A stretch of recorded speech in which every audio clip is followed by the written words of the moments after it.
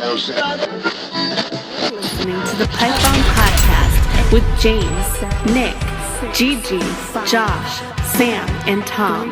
Ring the bell.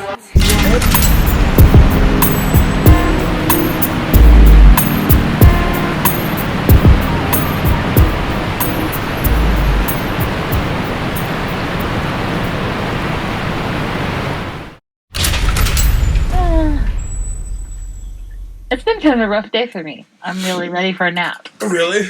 It's like raining like hell here. Yeah, I hear you. It's been kind of a shitty day for me too, so I'm just kind of excited to talk wrestling, and I'm gonna have a nap on my own. Naps? Yas. Everyone's hitting a nap today. It is. Everybody's gonna hit a nap. I'm probably gonna hit a blunt too. 3. Hello, everybody, and welcome back to another episode of the Pipe Bomb Podcast. I am Nick, and today we are joined by the lovely Jimmy James. How you doing? Or Jimmy Bob, sorry. When you said the lovely, I thought you were gonna say Brandy's name. I have to start with the ladies first, obviously. So. Tread lightly, ho. But hi, no listeners. shade at both you hoes. I was like, that was a double whammy because not only am I not a lady, but you are now a lady. I'm like, what the hell? Welcome to TPP, Brandy. Blah. Well, hi, listeners. I love you, girl. Brandy, how are you?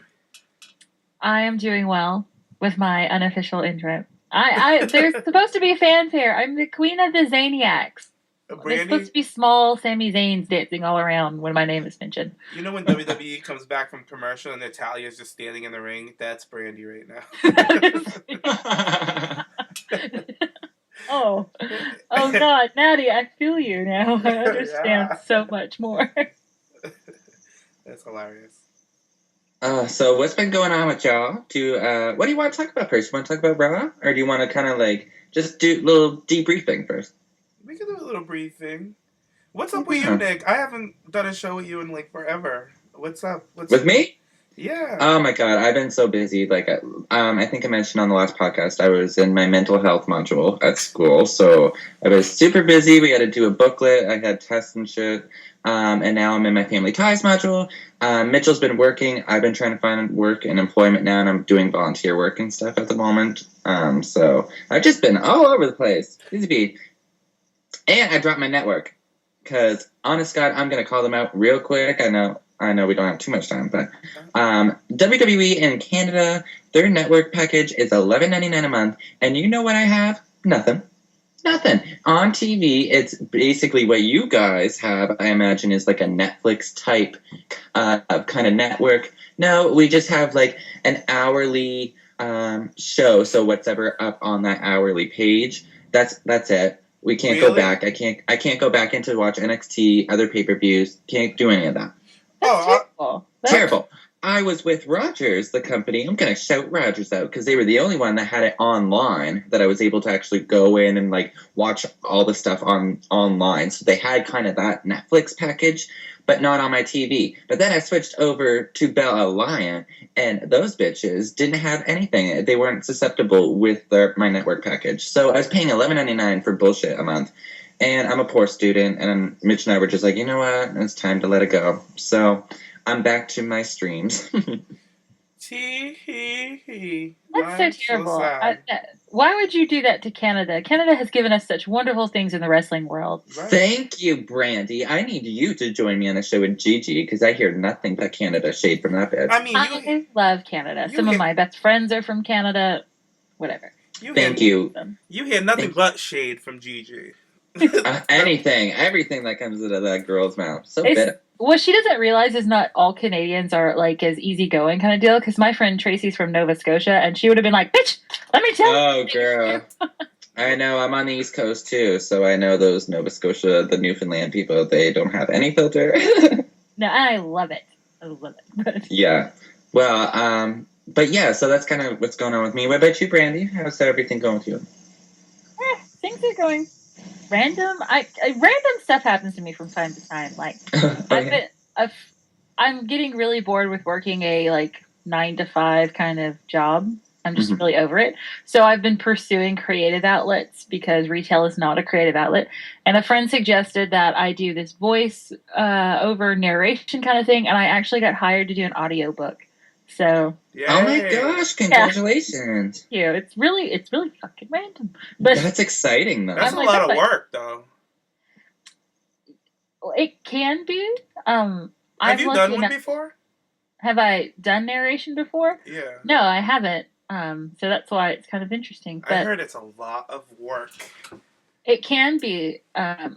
But these are short stories. Like, I would not take on a full-page book. There's no way in hell I would be up there reading, like, Lord of the Rings or something. Yeah. Oh, Jesus. These are short stories, and I'm like, okay, I can do this.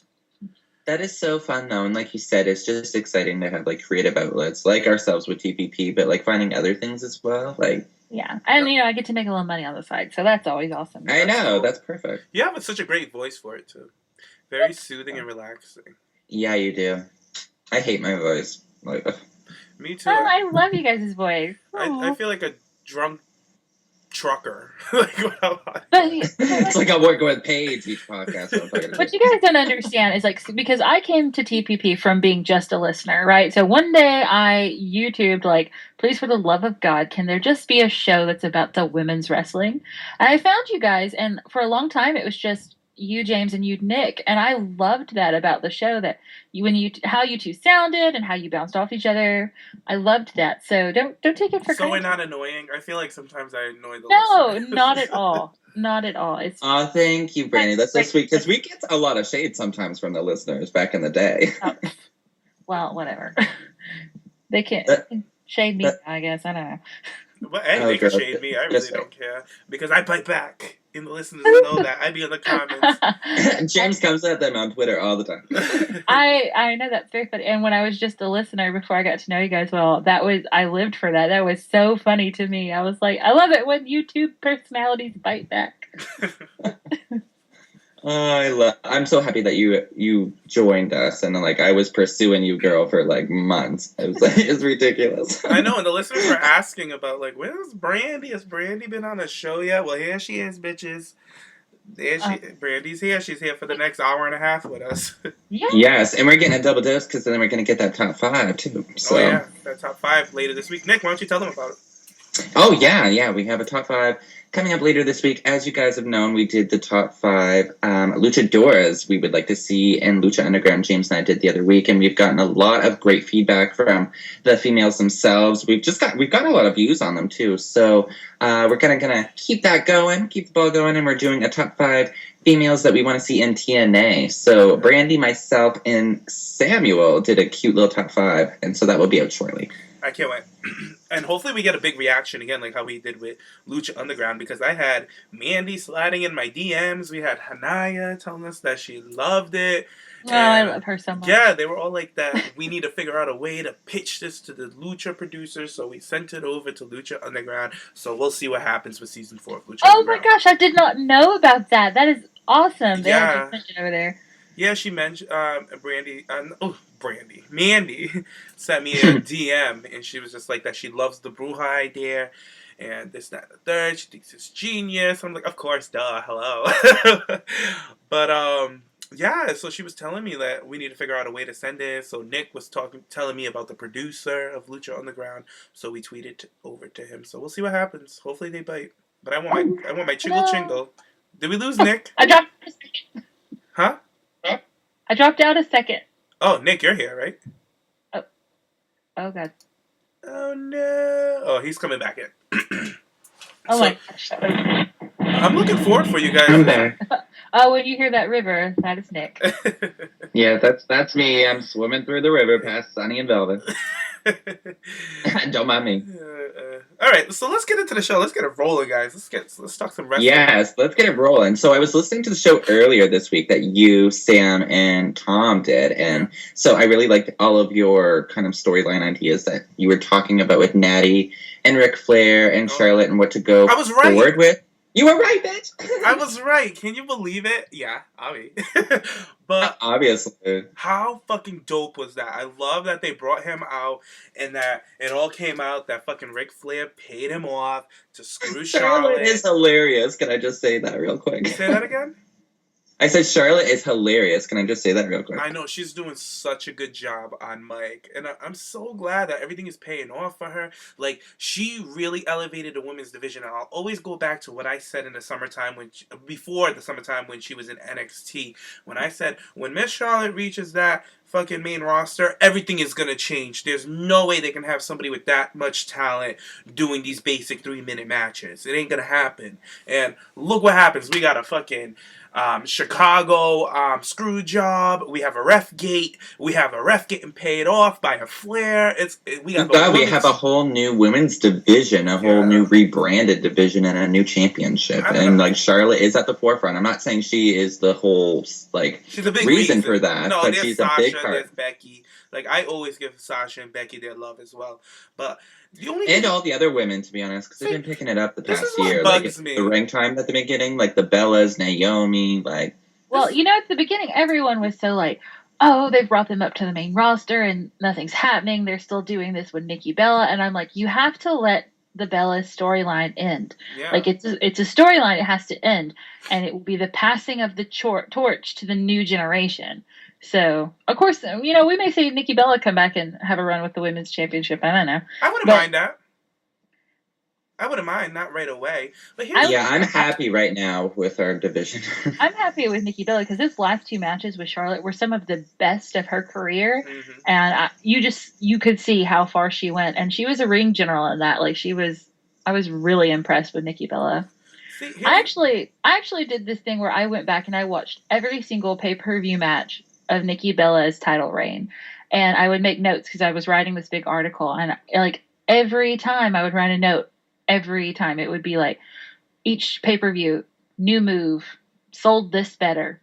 She consistently kept getting better throughout her title reign, but we were all like so over it we didn't even notice because we bought into the heel and we were frustrated with the storyline that we didn't notice. Oh crap! I like Nikki Bella. I always liked her in the ring. I always liked her as a performer.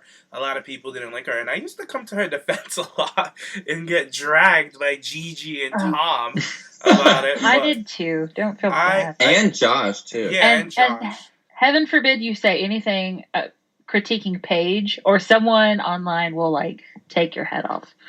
That's the same thing with Sasha. We critique Paige all the time. Have you heard our Total Divas review? That's the same thing with Sasha Banks. Like, every time I say something great about Charlotte, everybody will be like, "What? Like Nick just did it. Well, James, da da da da da." But I'm like, when I talk about Sasha, when Sasha has her moments, I don't even mention Charlotte. I'm like, "Oh, Sasha slayed this, that. Sasha's that bitch. She's the boss. Blah blah blah." But every time I go in about Charlotte, it's like, well, you're giving her too much because there's Sasha Banks. I'm like, can she fucking live? Sasha Banks is... Because people hate Charlotte. That's I know, the thing. But like, they're supposed to. She's a heel. Yeah, they're supposed to. I love it. When I talk about when I look at wrestling, I look at them as characters, and I look at it as a chess game. This one's over here because she works well with this one, and that one. That's how I look at it. And when I see somebody like Charlotte and Sasha, I love them all, but I just feel like Charlotte is the queen right now, and she's doing a damn good job. The focus is on her. The spotlight is on her. Just let it be. But everybody wants to, like, now people are upset that Natty's in the forefront for the women's championship. They're like, what about Sasha? What about Sasha? I just want to cut you off real quick about that, because let's just put it in perspective about how many years we as women's or Divas fans have wanted Natty to get this exposure. Wanted her in a women's championship. And now people are complaining. Yeah. And because their favorites not in the forefront. And I am the biggest Sasha Banks fan. Here on TPP, I feel like I've been the supporter since day one of this girl. So I want to see her get this moment, but I'm so happy to see Natty finally get this moment. And I was just thinking about it the other day, and I'm glad, Brandy, you mentioned the Bella's kind of title feud. Nikki was so impressive in ring-wise. She really picked up her ring work, but the storylines, comparable to now with Natty and Charlotte, it's so great to see a dynamic and really personal with the family dynamic compared to the Bellas with stealing Paige's clothes and just all this bullshit storyline that you couldn't get invested in. And ever since Charlotte took that title, I've been invested in every single storyline she had since she got with Becky, the Brie Bella storyline, WrestleMania, and now with Natty. So it's just give this kind of a slow burn. Sasha Banks is going to get her time. So. Well, here's the thing. I am not so keen on Sasha being the person who takes the title off of Charlotte, because I feel like that's just a duh. Obvious. Everyone feels like it's going to happen. When that title comes off Charlotte, let's talk about that. Yeah, when that title comes off Charlotte, I want it to be one of those instances where I was like, holy shit, I did not see that coming.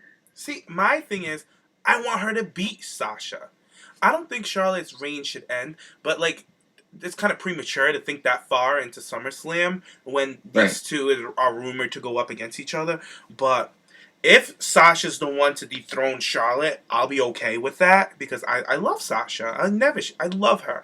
But I would be okay with Charlotte having a lengthy run because it's been pure entertaining. Like Nick said, it's been great story after story. The whole Becky Lynch thing where her turning on her best friends, like that was so good. And now, and it was right, even in her and Paige as well. Yeah, but the only thing with the Paige thing is they fucked up. WWE. Oh yeah, they shit the bed on that one. Yeah, because Charlotte should have been the heel off the gate, not Paige. Paige should have stayed babyface because the fans love Paige. But just because of her look, WWE is so stereotypical. They just want to change everything into that basic stereotype bullshit. Oh, she's darker and edgy. Make her the bad guy. No, that's not the case. Paige is loved, and Charlotte is the cocky, natural selection, superior, and all that bullshit. She's a flair. She cheats. Like, come on. They should have went off the bat with Charlotte turning her back on Paige after she captured the championship. I think it's because Paige in general has been really vocal about the fact that she loves playing the heel. Mm-hmm. And normally outside of, well, actually, I guess in NXT she was a tweener, but like in her independent career and stuff, like her and her mom, they were heels, and they were fantastic heels. But people still loved Paige as a bad guy. She has the Sasha Banks syndrome. But the thing with Sasha Banks is Sasha's just fucking great in her character. Sasha can remain sassy. Like, it's the difference between their character dynamics. It's like Sasha is sassy and fierce and, like, can snatch your edges, while Paige is kind of that aggressive, kind of angry. She can still be that. She can still be that. I miss her when she was the raven-haired lady. I do too, and to be honest, like, I'm glad you brought that up again, because it's like the heel Paige I really enjoy, but I miss like the FCW Paige, like the early NXT Paige too. Like, her heel runs basically, like during this Charlotte feud, I didn't really get invested with. I didn't get invested with her heel feud when she had with AJ. Like, I wanna, like, she does have that stereotypical heel look, but I want her to be that badass bitch. Well, like, in Paige's defense, when they put her up on the main roster, she didn't have very much talking points in WWE. Like, she started doing promos and all that stuff when she first got into NXT. She said before she never used to do that, and that's one of her fears was like addressing the crowd and stuff. So she basically learned how to do that shit on the main roster because they wasn't really doing all of that in NXT at that point. So, but she had that little thing with Summer Rae, but it wasn't much. Right, she had a couple like backstage interviews, but that was about it. And she developed her character on the main roster. That's in that god-awful AJ feud. Yeah, and it was so watered down, that feud, because they were still in the Diva era. It was that could have had so much potential. But it did have its high points, like when she shoved AJ off the stage on SmackDown.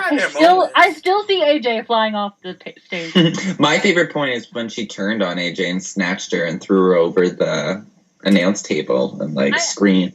That was great. That feud in the beginning. It's when Paige started the skipping, consistently every time she was out there doing the skipping, and the title bouncing back and forth between those two. I was like, okay, now hold on. There is a Neidhart on this roster that we should maybe have in this. Well, I was even thinking during that time, because they had the Bella feud that was pretty hot. They were going back and forth with each other. Like, I wanted to see a Fatal 4-Way with the 4, but yeah. That was right. We had the Bella feud. That was fun.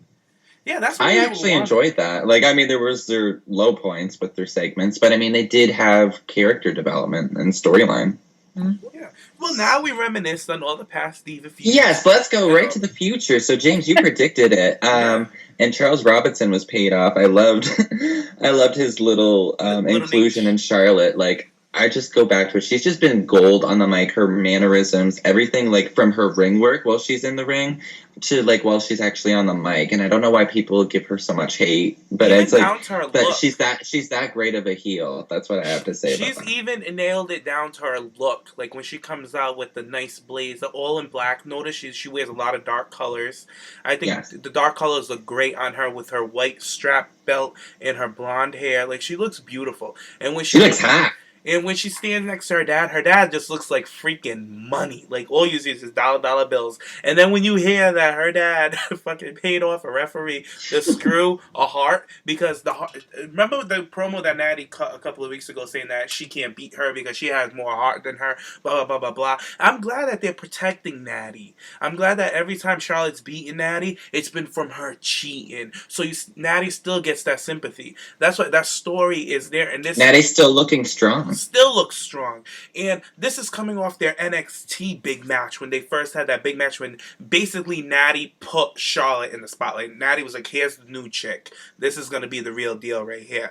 And everybody was over the moon with that match. And we were like, damn, we can't wait to see this on the main roster. I hope it happens. And boom, we're getting it with an actual storyline, because when that match first happened, it was just a one-off match because it was off a tournament. And now we're getting these great matches off a storyline. Like, I'm here for it. I fucking love it. And I love when Natty slapped the crap out of Ric Flair and put him in the figure four. And put him in the sharpshooter. Oh, she put him in the sharpshooter. Like, that was hilarious. And then she stole his JBL's watch. like, these crazy hearts. She stole his watch and his Hall of Fame ring. Yeah, I thought that was like, fun. Natty, you got that. He's like, oh, That was awesome. So And then they referenced it backstage in the backstage interview, like, where's your watch? Where's your...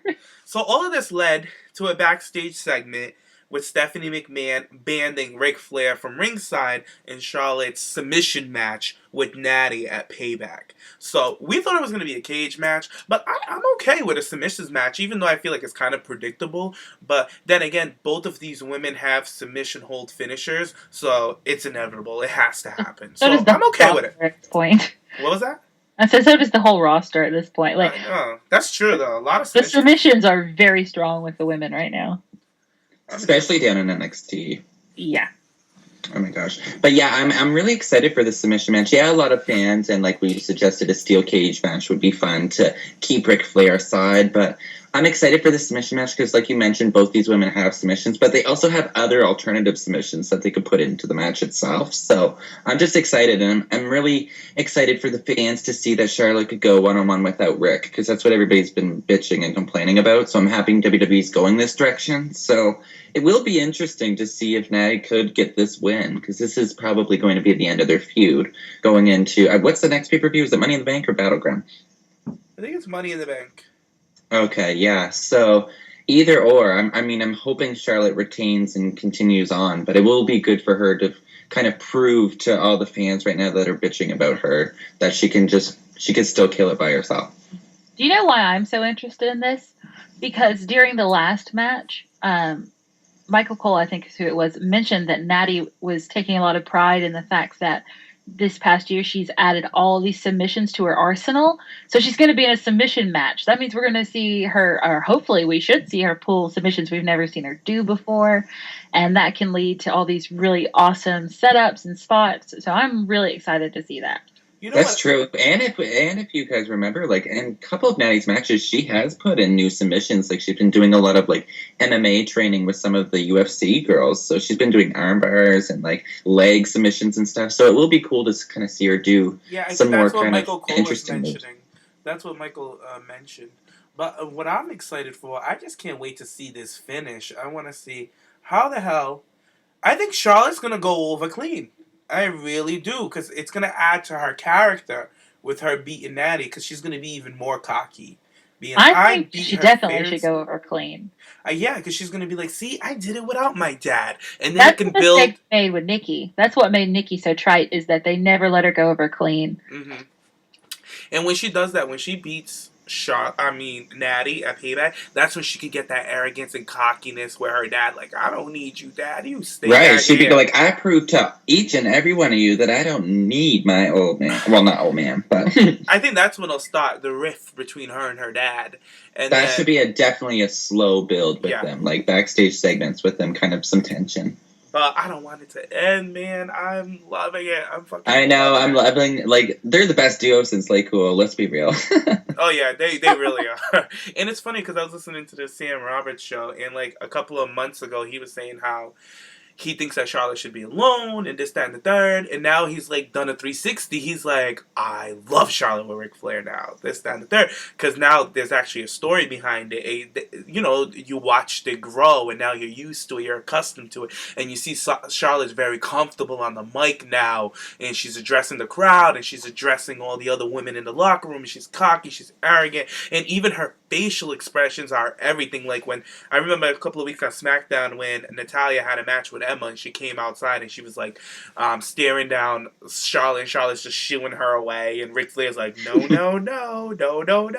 and Charlotte's just like go away bitch, like girl who are you. I love how arrogant and passive she is with the other women on the roster. So I'm happy. I'm head over heels. My girl is on top. Call me biased, but my girl is doing the damn thing and I'm happy for her. Let her live. Let her be.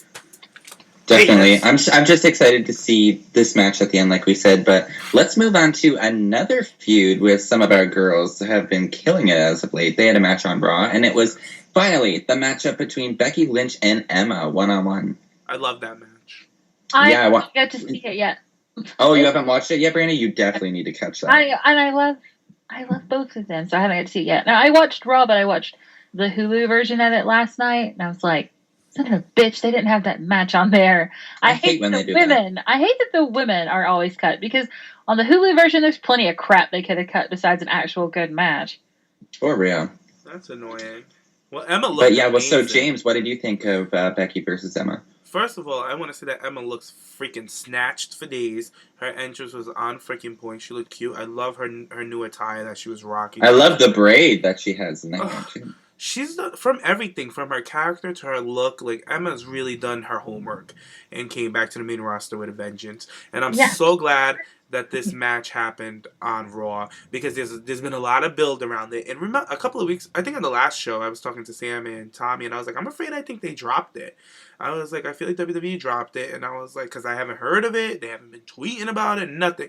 And then to see it pop up again on Raw, and then for Emma to go over, I'm like, oh yes, this is gonna continue. Because Becky ain't gonna let it fly like that, because Emma cheated to win, and I'm all here for it. It was just a fucking sick ass match. There's already like a story built behind it, and I know a lot of people are not big fans of the series of matches between two competitors, but I am because it tells a story, and I get more invested in matches when I see a couple of matches, like a series of matches. So I'm happy for it, and I'm glad that Emma got that spot. And as Becky, I'm glad that Becky got that spot too, and Becky's still working, and she has her own feud on the side. So I'm here for it.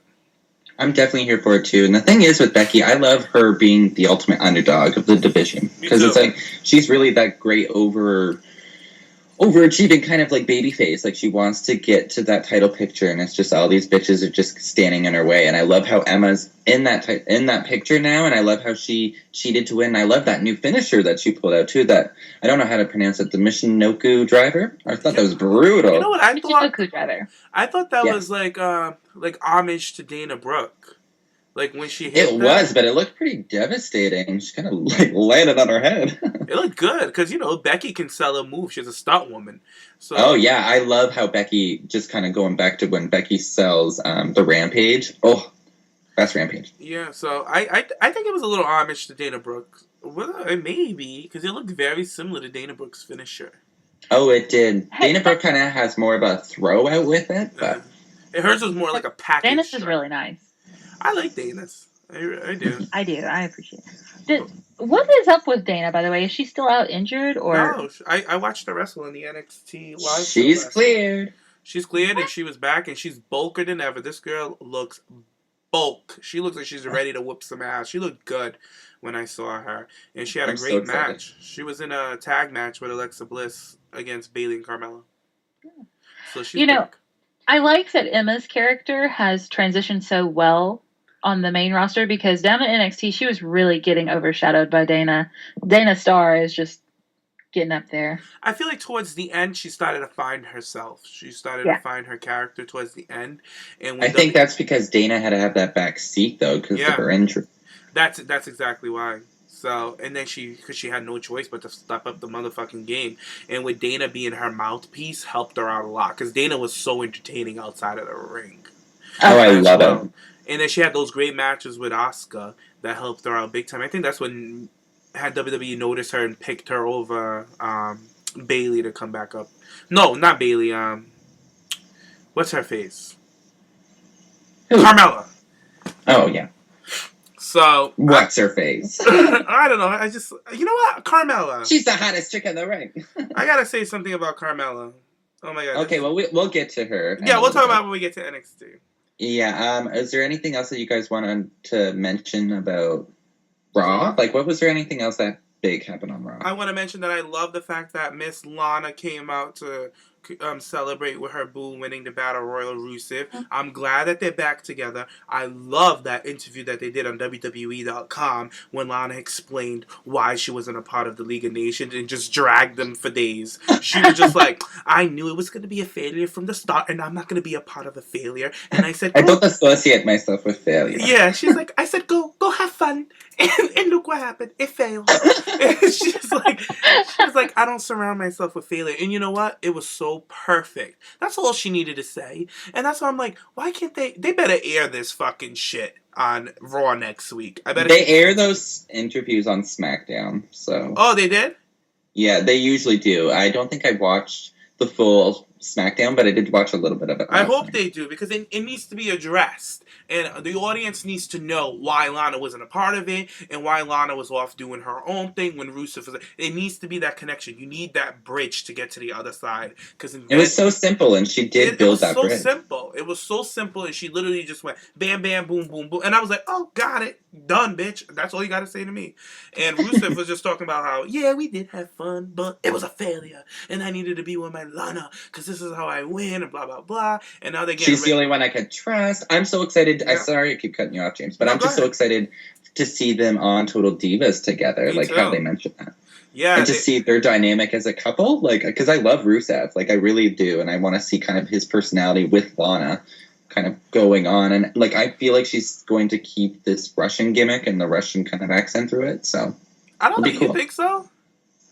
Well, she did have the Russian accent when they showed her a couple times on Total Divas, so.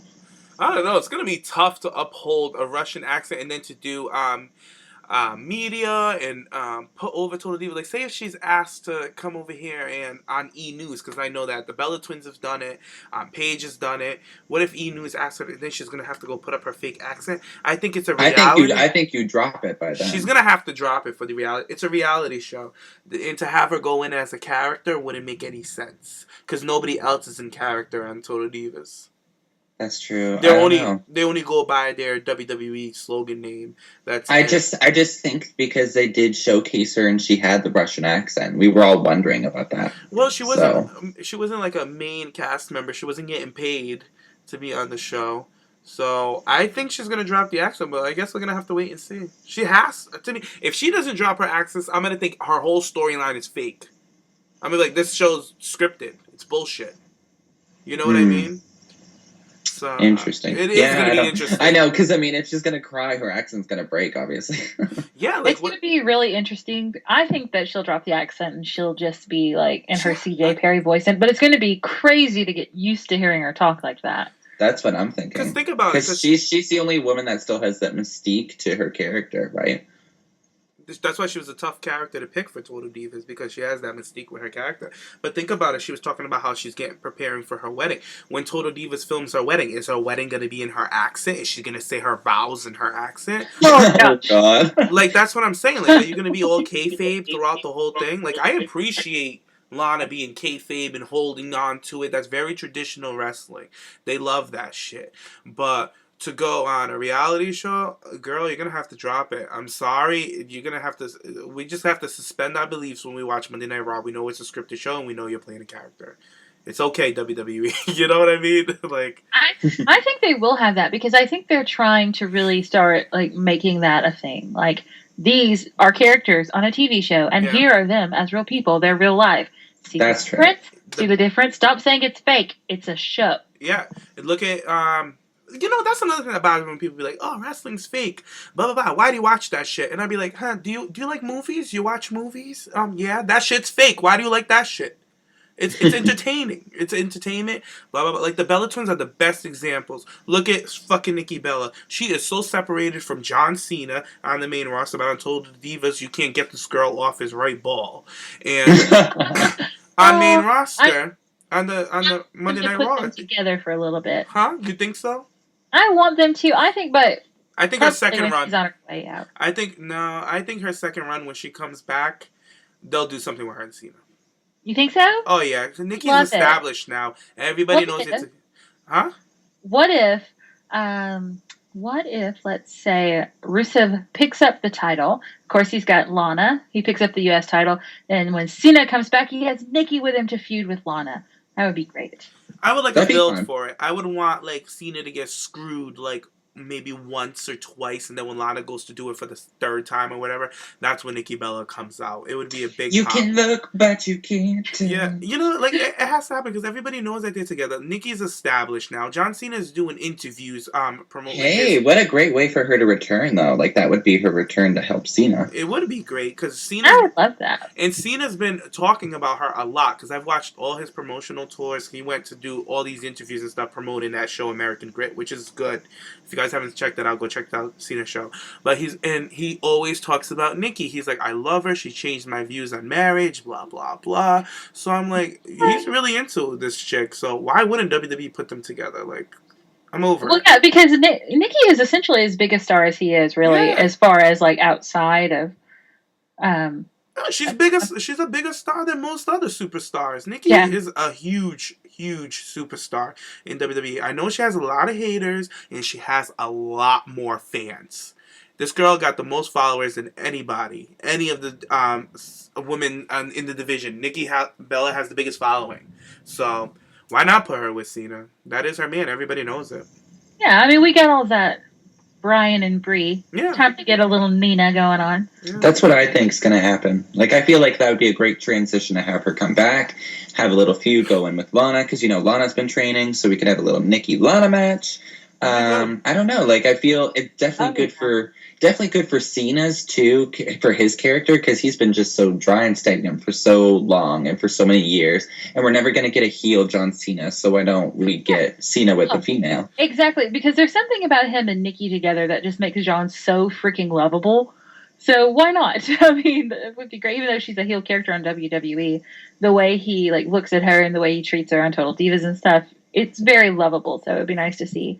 I would like to. Sorry to cut you off, Brittany. I would like to see her be brought back as a babyface, though. Yeah, to help with Cena. She will. Anyone who breaks their neck in the name of wrestling, they are auto babyface when they come back. That's true. Can't forget to mention that Lana has had previous history with the Bella Twins with her whole thing with Brie Bella.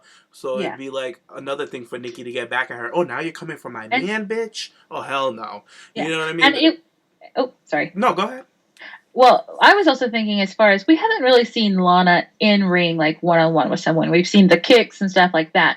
Nikki Bella would be a perfect base to go up against for her first one-on-one. Yeah, she's very experienced. She knows what she's doing in there. So it'd be good. It would be good. I guess that's Raw. We covered Lana. Yeah, I'm just excited to see Rusev versus Kalisto too. I know he's the #1 contender now, so... And Rusev is one of my favorite superstars. I love Speaking Rusev. about the U.S. title, do we want to address now the controversy with Ryback? I think we should. I think it's appropriate. You guys could talk about it. Why? You don't care? All right. Brandy, get into it. Okay. The controversy with Ryback is that he has been sent home indefinitely because he's in some kind of contract negotiations. So he comes out on Tumblr and has this big, long post where he's not really saying straight up, hey, they're not paying me Jack, but he's pretty much saying, hey, they're not paying me Jack. Apparently, even though your job is to be a heel and for people to hate you and for you to lose and job to people, because you're losing, you're going to make less anyway because your star is not as bright. But you're still doing what your company asks you to.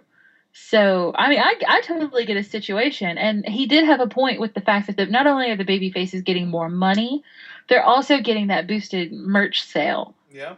And so I'm kind of with Ryback on this. I'm like, no. I mean, there's no reason that I can see why his money would go down as far as merch sales because he's not a popular person, quote unquote, like as a fan favorite. His merch sales would go down. But his base pay salary shouldn't go down just because they, depleted his character. You know what? I'm not a big Ryback fan, But I have to agree with him. He brought up some great points in this because he talked about how wrestling is a predetermined sport. So they already know who they want their top guys to be. So they're basically picking out of a line. You'll get more money than him. He's going to job out. So if this guy comes out and just performs just to lose, they're going to get paid less. And week after week, you have guys like Adam Rose, Heath Slater, Fandango. The list goes on. They come Heath out Slater since the inception of his career. They come out week after week, guys, and they just lose. Their light gets dimmer and dimmer and dimmer to the point where they fade into the background, Fandango, to the point that they're afraid of getting released for just doing their job. So that's basically what Ryback is standing up for. He's not only standing up for himself. I really feel like he's a voice for a lot of the guys that are mid carders that are afraid to speak on this issue and that are afraid of being let go and fired for it. So I give him a lot of props that he has a lot of balls to speak up on an issue like this. And Cameron co-signed with him on Twitter. She's the only other superstar on the roster that supported him publicly. So I give her Nick, people are afraid to speak up. They're afraid. They're afraid of losing their jobs. They have you families have to think, most feed. people who have made it to WWE, it's their lifelong dream. It's their childhood dream. And most of them are of the persuasion of, I'll put up with this because this is what I've wanted to do my whole life. You know? And I get, people are shading, that's all he had to vouch for him is Cameron. Like, people, why you gotta be so petty? Like, Cameron is fed up. She's fed up. Period.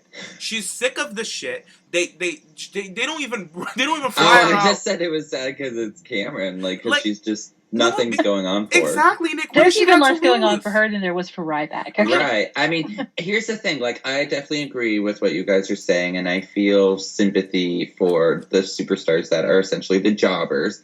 But at the end of the day, this is a company that this has been going on for years. So unfortunately, I don't think it's going to change. Yes, it's good to voice your concerns and be that public voice for the rest of your kind of coworkers.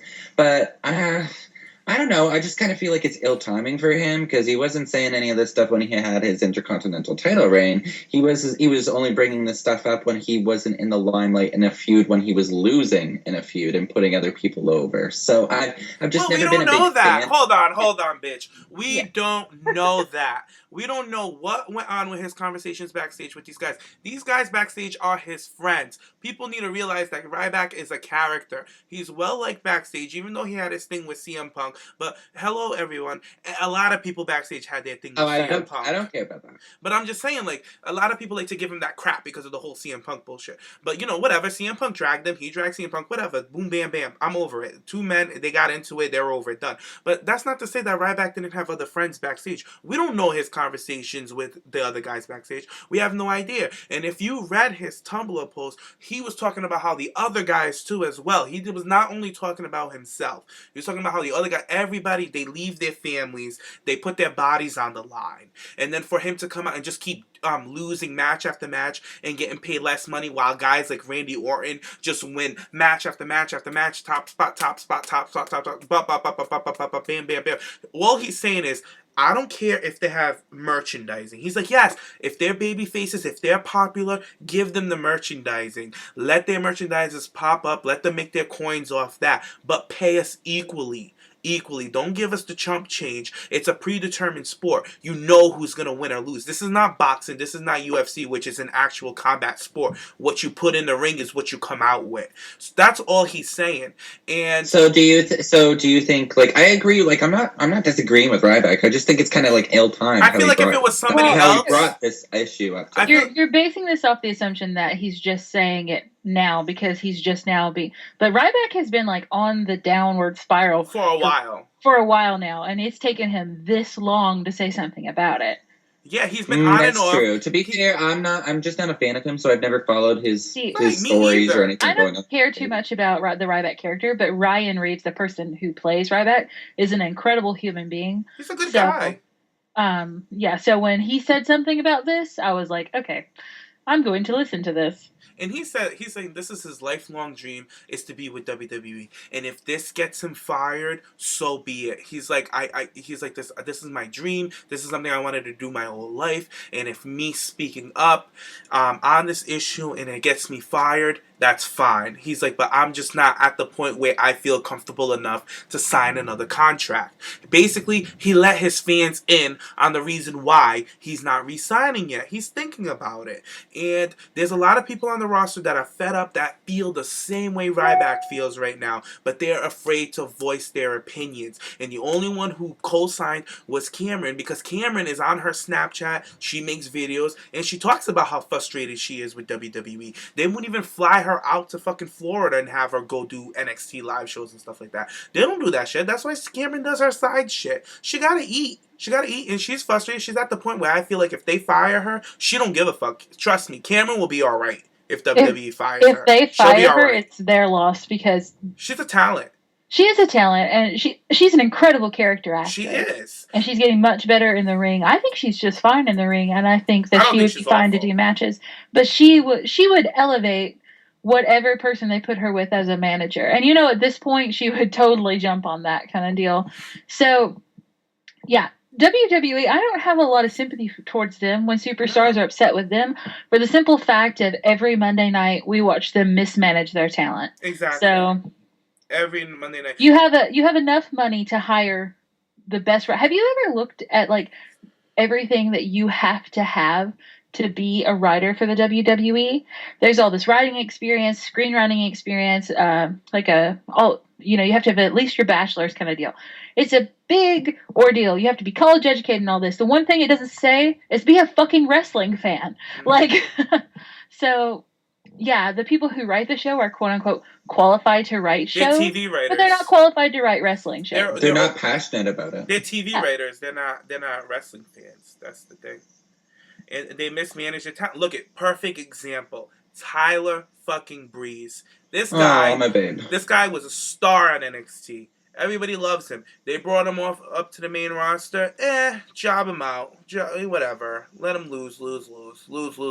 Till his star diminishes so much that he's at the point where he's depressed. He's afraid of getting fired and all that bullshit. So when people are shading Ryback for speaking up for people in that position that Tyler Breeze is in, and you're going to shade him but say that they're treating Tyler Breeze unfairly, that's ass backwards to me. I'm like, what the fuck are you... Like, this is why I get so pissed off at, like, fans of wrestling. It's like, you guys are so ass backwards. You'll only fight for your favorite, but you won't fight for the wrestler. You know what I mean? Like, just the whole thing, like somebody who's a wrestler who puts their life into this, they're passionate. People won't fight for them because that's not their fan. That's not somebody they look up to. They don't respect them, whatever. But my fave needs all this. My fave this, that. It's so fucking annoying. I can't. I fucking can't. I feel you so much. I know, it frustrates me. And you know what? I'm not a big Ryback fan. You guys know I'm not a big Ryback fan. So listeners know that shit. But that's not to say I'm not... I dislike the person that portrays the character Ryback. I don't dislike the man. I don't know the man. From what I know, he's a great guy backstage. He's well liked. He has a lot of friends, and he's been treated poorly, so he's speaking up. Good for him. The only person that's ever said anything bad about him is CM Punk. Exactly. I mean, it's CM Punk. Let's be real. CM Punk's an asshole. Yeah, and he had issues with so many people. So, whatever. But there's another issue in WWE that's going on right now that I really want to talk about. What's going on? It's going on with their drug testing policy and all that good stuff. Well, yeah. As we know that they had their drug testing a couple of weeks ago, and Connor from the Ascension was suspended, and Adam Rose from the Social Outcast was suspended as well. Well, Adam Rose went on Twitter and said that he was wrongfully suspended because he's on some medication for some ADHD that he has. So his doctor has him on some kind of medication, blah, blah, blah, whatever. Well, when WWE gave him his drug test, something showed up in his system that WWE couldn't identify what it was. So they think it's some kind of narcotic drug. It's illegal or whatever. But Adam Rose pled his case and said, please don't put this out there. My brother died of an overdose, and he's like, I'm not on drugs. My doctor gave me this, blah, blah, blah. WWE went ahead and basically put him on blast and said that he's been suspended for drug problems or whatever. So he was very hurt and disappointed. He said, this really affects my family, my sons. They're going to grow up and go on the internet and read this and see that something about me having drug issues and blah, blah, blah. So he's like, I'm going to call my doctor. I'm going to get a doctor's note from my doctor, and my doctor's going to try to resolve this issue for this mess that WWE has caused for my family. I think that's exactly... That's so sad. Yeah. So his doctor... That is sad. His doctor wrote out a note for him and all that good stuff, and he posted it up on Twitter, I think it was, or his Tumblr account, whatever. Well, the doctor's note is up and about, and I haven't seen any comment from WWE yet. They haven't put out anything yet, so I don't know what the fuck is going on, but WWE, you fucked up, and you need to get on your fucking website right now and correct this fucking mistake and put it out there that you guys fucked up and he was wrongfully suspended, and you guys better give him a fucking bonus or something. Well, this is kind of giving me the Emma vibes from the whole shoplifting ordeal. I was just going to say that, yeah. Why? They continued to punish her even though they were wrong. What happened? Because they falsely accused her before hearing the full story. Wait, so she didn't steal? No, she didn't. She got acquitted of that. She didn't do it. It was a legit accident, but WWE never acknowledged, hey, they just silently hired her back, and then because people were like, you can't buy her, but keep Jack Swagger on there when he was smoking weed. So they're like, oh shit, yeah, that's right. So then they hired Emma back. So it was kind of like when you go to Walmart and you put something on the bottom of the rack and you accidentally walk out the door with it. It was like something like that. Yeah, she was in self-checkout or some shit. You see, like, they're quick to... I understand it's a big... it's a traded company. It's big. It's public. And it's a big deal. And they have to protect their brand. So quickly when somebody goes and kind of, like, shames the company, they have to quickly address the situation. And, the whole Chris Benoit situation, when it happened, they glorified him until they found out what really happened, what the whole situation was. So they have a history of just fucking up before actually knowing what the issue is. And they should have at least heard Adam Rose out before they fucking posted his shit out there. Like, they embarrassed WWE doesn't care about that. But they should WWE care. has a long history of this shit with the wellness policy. The wellness policy, from my understanding, is ridiculous. Like, the things that you can fail the wellness policy for, my friend Evo talks about it all the time because he really got into it and studied the policy. But yeah, there's actually a lot of other wrestlers who have failed the policy that were like, they had medication, but the same thing happened. Something flagged in WWE's test, which they had prescriptions for, but it's just a lot of different people saying the same thing about that wellness policy and how harsh it is. Like, I'm all for it. I believe that they should drug test their athletes just to make sure that the athletes are safe and they're clean and it's not that 80s mess with Hulk Hogan bullshit again. Like, that I completely understand. Or that Jeff Hardy versus Sting TNA match, man. Have you guys ever seen that? Why, were they both stoned out? Oh, no. Sting was not. Jeff Hardy was. Oh, he wasn't WWE. He was always fucked up. Oh, yeah. Definitely. I mean, he left before he could get his third strike, pretty much. But yeah, for the listeners out there who don't know about this, there is a pretty infamous scene in TNA when Jeff Hardy was super fucked up all the time. And he had a match against Sting, and Sting really just punked him out in the ring. It was like, are you fucking kidding me that you're out here? Like, he was visibly upset. And it was on a pay-per-view, if I'm not mistaken. Like, it was terrible. Well, I'm not surprised TNA, that shit happened on TNA's dime. Yeah, but Jeff was sent home after that and taken off the cards, so at least they did address it. Mm-hmm. Well, Jeff had a long history with the drugs and all that bullshit. And if he had one more cut with WWE, he would have been done. They would have been over it with him. But this is totally random, but I don't know. Do you guys watch What Culture at all? No, I don't. Okay, you should subscribe to it because What Culture has a wrestling part, and there's a guy on there named Adam who is constantly rebooking things, kind of deal. Uh-huh. And so I was talking about Jeff Hardy and stuff, made me think of CM Punk and how he rebooked CM Punk. So if you guys enjoy rebookings like we do here on TPP, you might enjoy What Cultures as well. Oh, that's interesting. Mm-hmm. I don't know, but back to the Adam Rose thing. I really hope that WWE addresses this situation. I feel like they have to. They have to make right. Yeah.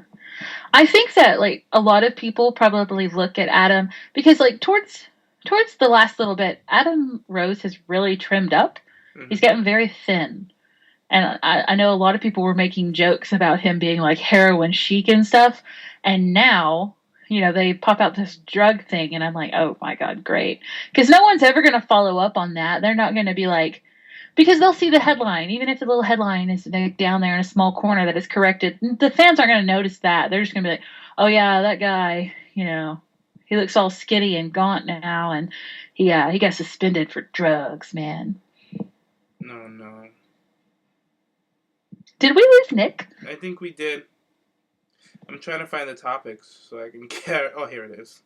Yeah, we did lose Nick. I think he's trying to get back in, but... No, Nick! I don't know. Don't let go, Nick. I guess we could talk about TNA now. We can move on to TNA or NXT. Let's do NXT since we're still in the WWE umbrella. Sure. NXT was great last night. Did you catch NXT? I did. I just watched it this morning. All right, let's talk about Nia Jax. How did you feel about Nia Jax versus Miss Tessa? I love that woman so much. I love Nia. She is so fierce. Mm-hmm. And she, you know, you made the comment that like, you know, she's really toning up. She is. She looks fantastic. I'm still not a fan of the colors on her costuming. Mm-hmm. I like that black and gray, and I want to see a return of that high collared jacket. But I'm sure that'll be for pay-per-views. But she looked good, and she beat the crap out of poor Tessa. I'll tell you that. I actually like her attire. I like the color on it. I thought it was cute. I like the blonde in her hair. And the other thing that I really, really, really appreciate and love was the way that her entrance was shot. It was like that was so cool. Yes, I loved it, and like I love how the camera follows her. They film her really low, and then when she gets into the ring, they do the wide screen drag. I love all of that. They do really well to make her look strong as fuck. Yeah, she looked like she was gonna come in and whoop some fucking ass, and that's exactly what she did. She demolished Tessa. And that's the other thing I like about NXT. I love how NXT brings in people that are not signed with them. Basically just workers. They bring them in to get squashed because they don't want to squash their stars. And that's what happens on Monday Night Raw. You have, we just talked about that whole situation with the guys just get squashed night after night after night, and it just diminishes their star. I love that NXT brings up random people and have them get washed over their actual stars that they put in. Yeah. All that well, work. It's those people, the indie people, they're paying their dues to get there kind of deal. Exactly. So, like, with Tessa, for instance, and, like, Deanna, we've seen them get pulverized lately. It's good. Just like, but when they're actually, it's very smart because they're building a little following for those people because you're sympathetic towards them. Like, okay, maybe this is the one for them. Look at and Deanna. So when they start rolling and picking up steam, you'll care about them more because you've seen their growth from here. Exactly, like this whole that made Deanna a star. Like she's everywhere. Deanna's booked everywhere. After seeing her appear on NXT, the girl's been on TNA. She's been on Women of Honor. She's been with Ring of Honor. She's been at NXT. She's been everywhere. So she's just doing a damn good thing, and that's what they're doing. They're just putting people on. And I'm proud of NXT for bringing in all these people. Triple H, actually, for bringing in these people and protecting his stars and giving these people a platform where they can actually get noticed. So I think it's pretty cool. But the only thing I have to say about Miss Tessa is, honey, Summer Rae has been wearing that outfit for 4 years straight. I was talking about that too. Summer's been wearing it for a good 3 years at least. It is the same outfit in less appealing colors than what Summer wears. I think it looks good on her. Like I won't give it. Does look good on Tessa. I'm just not a fan of it. I'm just so used to seeing it on Summer. It's Summer's signature look. That girl, Summer's on a bigger scale than you, and she's like she has a more of an impact to her name, and she's been viewed by more people than you. That you should really switch up your attire. Even going down on the indie scenes, wrestling other places that are not WWE related, girl, you have to change up your attire because you don't want anybody relating you to Summer's tired ass attire. Because I'm sorry, I love Summer, but that attire is tired. I actually liked Summer's. My favorite Summer attire is when she was with Fandango, and it was the orange and blue fringe outfit she had. Cute. That's my favorite Summer attire. I like the one that she wore to Mania. Yeah, that's a good one too. The dark purple one. But I love the fringe on her. I think it looks really good on her for some reason. I like that. I liked it when she wore like the hot pink one. And she was backstage with Fandango and she was stretching. I think this was her debut match against Emma or Natty. I think it was Natty. I don't remember, but she looked hot. But what else happened on NXT? Asuka wasn't there. Oh, they have a new girl, the new ring announcer. Did you see her? Yeah, I did. I can't remember. I think her name is Andrea, and she was pretty good. It was her first interview. I think she interviewed the Perfect 10, I believe. Or I think it was the Perfect 10. I'm not sure.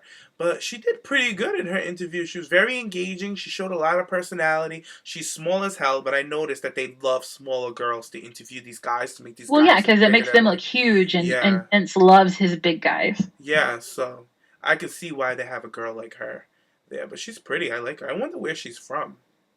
I'm not sure. We'll have to scoop her out for another episode. I know. If Sam was here, Sam would be like doing all his research, and he's so quick with it. So it's crazy. I love Sam. Yeah. He gets if he gets quiet, it's because he's like looking something up. He's looking something up, and he's so quick with it. But yeah, I guess that was NXT. There was just one women's match. And you know what? With all these Nia Jax matches, because she had a match last week and she had a match this week, I think Nia's going to be the number one contender for Asuka. And I'm here for it. I can't wait. I'm here for it too. It will be interesting. I kind of, like I had mentioned before, I kind of wish that Asuka had not beat Bayley. Why? And she had beat her in a rematch. So that way they would both be 1-for-1 going up against each other. But, it's still a really compelling storyline because, so Nia's only been beaten once, and that was by Bayley. So you think that, fucking Asuka, Bayley should have been the first one to beat Asuka? For this storyline purpose, I think that would it would have made it really interesting. But at the same time, whoever beats Asuka, that's like instant star status. Yeah. So that's either instantly a heel or instantly a top face kind of deal. So see, out of anybody on the roster, I feel like Bayley was the most legitimate to beat Asuka. Like, she's the most real deal that it would be believable for somebody like Bayley to beat Asuka. Mm-hmm. But I don't know. Like, the pairing with Asuka and Nia Jax, interesting. I would love to see the way that they work each other. Like, I was so curious to see Bayley and Nia, and I really liked that. I love that match, and a lot of people thought it was a little bit slow, but I liked it because I love the story. They're used to seeing Bayley go up against like women like Charlotte and going up against women like Sasha that are smaller, and they're able to work these more technical matches. With the Bayley story, if people would watch it, that's what I have this rule that I watch a match once, and then if I'm going to comment on it, like online, I'll watch it again with like fresh eyes. Because the first time you watch it, you're watching it from a fan's perspective. The second time, I'll go in and watch it from like a more. I do the same thing. Yeah, more calculated. You get a better understanding of the story. And so that whole match with Bayley and Nia was her trying all these different things to try to bring Nia down. And she can't out wrestle her. She couldn't out power her. So what she did, she had to choke her out pretty much to take her out. But here's the thing. That's Asuka's specialty. She can choke a bitch out. So I'm like, Nia's already choked out. She's already tapped to a chokehold. So can Asuka put her in the Asuka lock and choke her out again? Like, that's the thing. But now I see what they're doing with Nia is making her look unstoppable again. Like, she's just coming out killing these girls. She's just manhandling them. Woman-handling, I should say. And these girls have no defense. Like she ran through Tessa last night. It was crazy. I do agree with, I think it was Sam that said that he'd like to see her have another finisher other than the leg drop. I like the leg drop because it's like impactful, but I'm sure that she had the other finisher. It was like a modified rock bottom. She just doesn't go down with them. She it's kind of like a hook choke slam type deal. I would really like to see her do something like along the lines, for instance, a gorilla press or something like that. Something that was a big display of strength, even a power bomb or something. I want to sit out power bomb. Oh, kind of yeah. like Because that's just like, for me, she's so much taller than the other women. She's so much bigger. She's so much stronger. She can force them down so much harder.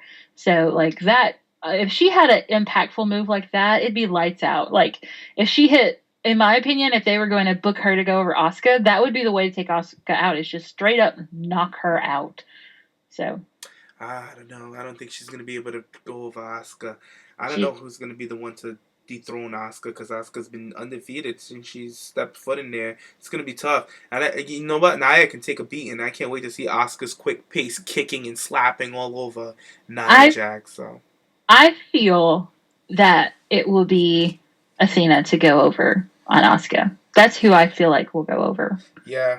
I think Asuka's going to have that title a very long time, and I feel like the reason that they've had Athena off air is because, like, Kana and Athena had matches together a lot on the independent circuit, so it was a really well known match, and so the longer it went on, I was like, why have that? Because Athena was ready to come up, like, why is she not up yet? And so now that she has debuted on, has that happened on television yet, or is that just at a live event? Live events. I wouldn't say she's ready though, Brandy. Her look, like, ring wise, yes, she knows what she's doing in that ring, but character and look, she's lost.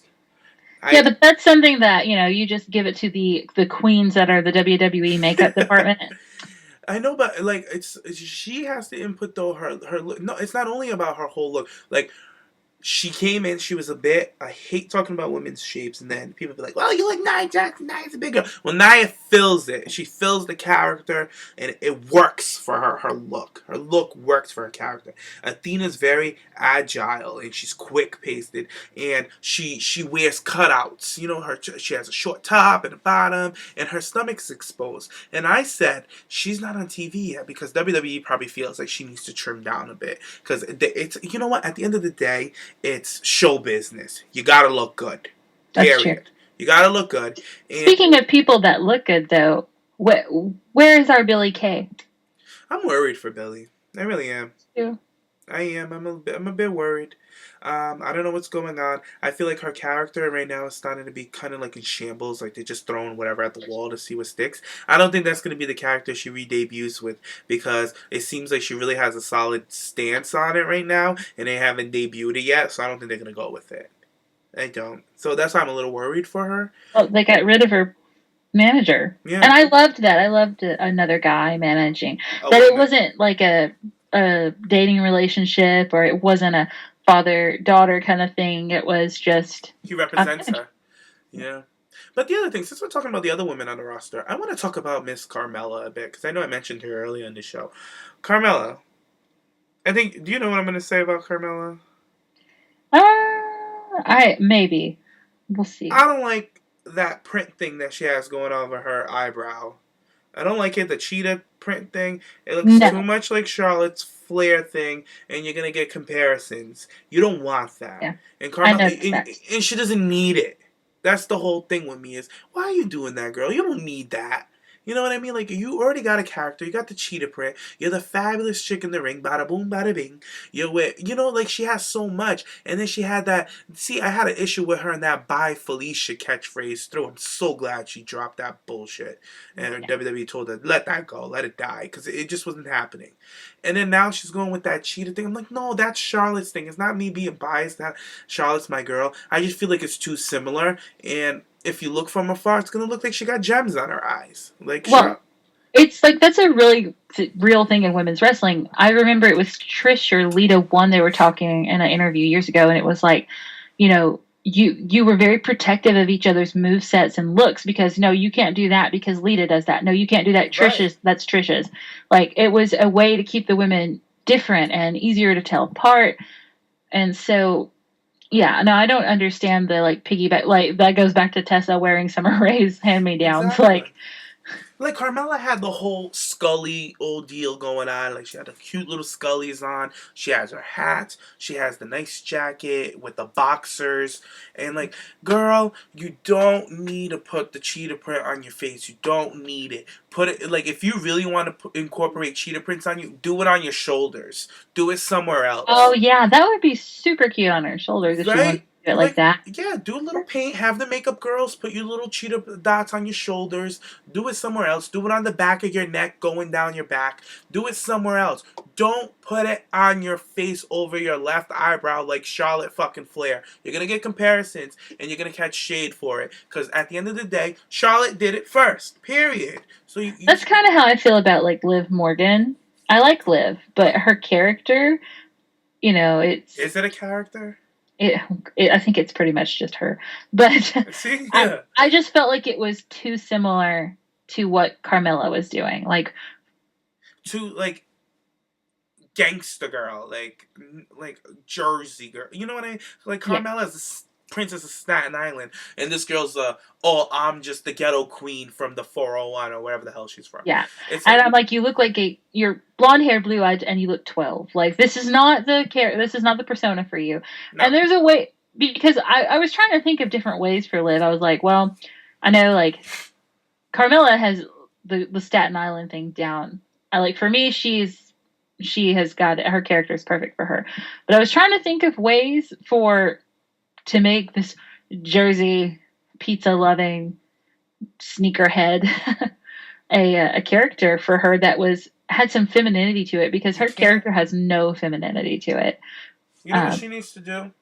The first thing I think Liv needs to do to separate herself from the rest, because she looks like a mix of Alexa Bliss and Mandy Rose. Oh yeah. Cut your hair. Chop it off. Oh, yes, I would love that. You never see that except for like when Layla did it. And Candice Michelle. Oh, yeah. Cut your hair, Liv. I'm telling you, if you cut your hair or put it up in a ponytail, like a high ponytail, and make it your signature look or something like that, you will set off.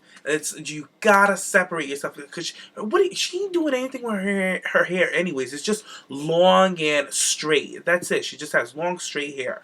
Cut it off, girl. Put some layers in there, and then put some bulk, some volume, and put some extensions. Put some Bellamy hair in there. Switch it up. Make your clothes fitted. I'm okay with a baggy, like her tights to be a little baggy or something like that. Kind of like the little Enzo ordeal, but a little more feminized. I'm okay with that. But the top gotta be fitted. Make it fitted. Be a little more feminine. Be a little more sexy. Because I feel like she's trying to separate herself, being a little tomboyish with the fitted hat and stuff like that. But it's not going to connect in the wrestling world. It's not. Because, like I said earlier, it's show business. It's not attractive. It's not.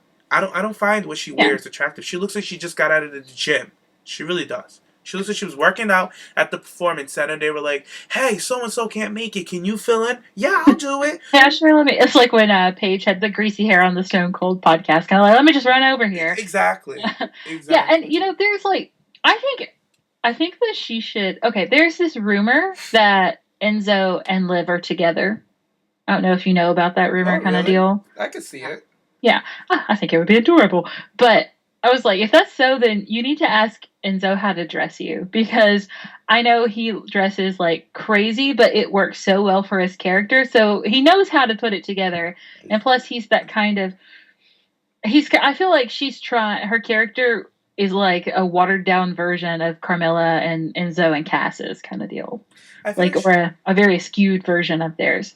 I think that's just us assuming, because she doesn't have a character. Like, she comes, her entrance, like, I know Sammy was saying that he really likes her theme song, but I was like, you know what, you say that, and I'm trying to think, what was her theme song? Because I can't even remember it. Exactly. I personally didn't care for it when it came out. I was like, no. Because I was so distracted by her entrance. Her entrance had no point. It was just her running down here, she jumped over here, and then she hopped over there. It was just she looked like a ping pong. Like, she was just everywhere. Yeah, it just says, hey, I'm new. Look at me. Very newing up the place. But what I will say is, for a girl that new, she's doing so well. Well. But like, she's picking up the moves. She's selling great. She knows how to get to her spots quickly. I'll always give that to her. She's doing moonsaults on live shows. She had a match of the night on Twitter. People were talking about how she did so great. Yeah. But girl, the character is important. It's important. That's how people get behind you. So look at Sasha Banks. Sasha Banks would not be this big if she wasn't the boss. So you gotta find your character, Liv. That's all you gotta do. Once you find your character, I'm telling you, the sky is the limit for you. You gotta separate yourself. Chop your hair, girl. Chop it off. And her frame, even the frame, the look, her head frame, it looks so good on her. And she's a blonde. Like, we have too many blondes with long hair. Chop your hair, girl. Don't even put any colors in it. Like, I'm over it. Like, Alexa Bliss got the color in her hair. You got Athena with the color in her hair. You know, you got all these girls putting the color in their fucking hair. Cameron, Naomi, all of them. Just cut your hair, girl. Chop it off. Put some layers in it. Put some bulk. Put some fucking Bellamy in that hair. Like, make it look cute. And you'll be alright. You will. And find a character in that attire, girl. Just do it up.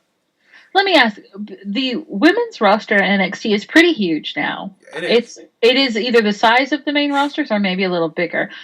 Do you think that they would benefit from having a secondary women's title on NXT, or should that just be a thing on the main roster? I think the NXT Women's Championship is enough, and I think that the WWE Women's Championship is enough. I think one for each brand is fine enough because it makes the title important. I used to be like a real big person for the Divas tag team titles, and I still feel like you could do that on the main roster. But with WWE, my opinion changed on this because I was looking at how they're having such a hard time elevating the Intercontinental title, which, thank God, they've got people like Sammy, Kevin Cesaro, all those people. Everyone's complaining, like, Kevin should be going for the WWE Heavyweight title. This person should be going, and I'm like, no, let them build this Intercontinental title up to be special again. Right. They've got plenty of time to work with that. But, like, I look at how they've really dropped the ball with the United States title, and I feel like if there was a secondary Divas title or women's title, that it would go the same way that the U.S. title did. Yeah, I don't think it's necessary. I really don't. I know. Not even for I was never a big advocate for the women's tag team. No, there's not enough cohesive teams. There's not enough. Like, the Bella Twins were the only ones that were, like, established as a tag team. So that's it. And I know that's something that the Bella Twins wanted, but it doesn't make any sense. They're not that invested to women. Like, we finally started getting 20-minute women matches now. Like, a tag. Like, no, it just I can't fathom it. I just can't. I used to really, when the Bella Twins were there, I thought I was like, okay, this is something I could create. They chose not to go this way, but now I'm really behind the idea of the secondary diva or the women's storylines, and then the other women, you know, dispersing out into the storylines with the other male superstars. Mm-hmm. Hey. I guess we could move. Oh, before we do, I just want to make a mention that Team Bad member Tamina had surgery the other night. So she's out with a torn ligament. I believe it's in her knee. So I believe she injured her knee a couple of years ago. I think she re-injured it again. Yeah, it's not been that long that she had a knee surgery. Like, right before she came back with Naomi, she had come off of a knee surgery, recuperating from that. Yeah. Yeah, no, you're right. She did. And the only reason why she took longer to come back is because she was filming for a movie before she came back to WWE. What? I did not know that she was in a movie. What movie? Was it a WWE movie? No, I think it was like Scorpion King. It was one of those mummy movies or something like that. I don't remember which one it was. I don't think the movie's been released yet. It might have been. It might have been one of those direct-to-DVD type deals. I'm not too sure. But... well, get well, Tamina. Get well, girl. We love you. But move on to something else I'm not so sure about. TNA. Okay. All right. So Nick had so much to say about this, I feel like. I know, but he disappeared. Did you watch TNA? I did. I just finished watching the little run-in with the women. Yeah, that's all I watched. So, I watched it last night, but I'm having trouble remembering. Can you jog my memory? Because I know Maria was, like, cutting a promo. Maria comes out and she calls Jade out, and Jade at first won't come out, and then she demands she comes out, which I thought was a nice little... Yeah, I like that. It was a nice little spot because it showed Jade's defiance and then Maria's authority. So, you know, she has been telling Jade, give me the title, and Jade's like, no. Well, this time she was trying to do one of those things where she was going to bring a ref in, and she was telling Jade to lay down so she could pin her for the title. And when Jade refused to play ball, she brought out newcomer Sienna, which is going to be Maria's enforcer. She's her bodyguard kind of deal. So I like Maria on the mic. I really do. Sometimes she's very I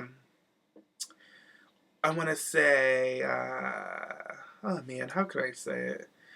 I don't know. Sometimes when she talks, I feel like she's a bit overly animated. Like she's like, today I will, very breathy in between her statements. I feel like she pauses a lot. But I'm like, okay, that's just me nitpicking. But other than that, I think Maria does a great job on mic. I think she's very bitchy, she's condescending, and she really gets that heat. That fans are just like, oh, shut up, bitch. Who are you? And then she calls herself the first woman of wrestling and all that good stuff. The first lady of professional. Yeah, the first lady. So I like that. Yeah, I love that too. And she started that down in Ring of Honor. Yeah. I like her as the mouthpiece for the Miracle, and I like her with what she's doing in the division.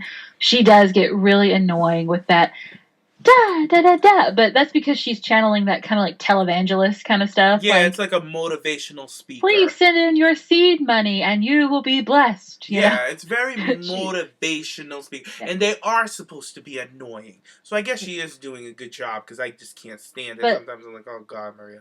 I wanted to see more of her dropping that and just being pissed and being a bitch, and she did have that a couple times in this segment. It trickles in and out because, at the end of the day, her whole gimmick is that she creates miracles. So she has to abide by that. So I get it. Trust me, I get it. I get her character. It's played. Yeah. She has a good character. Yeah. And then Jade comes out. Jade, I like Jade. I like how she dropped the ribbon and all that dollhouse bullshit. I'm so glad that she's done with that. I felt like she should have never been a part of the dollhouse. I felt like she was stuck out like a sore thumb because this girl's a legit badass. And I love that she got badass chants that night. And that was great. So, and then all of a sudden, Sienna comes out, whatever, because, Maria wanted her to lay down so she could pin her, and blah, blah, blah, blah, blah, and Jade wouldn't know bye-bye, and she was like, fuck you, bitch. And then all of a sudden, Sienna comes out so randomly, but the girl, this is why I don't understand TNA.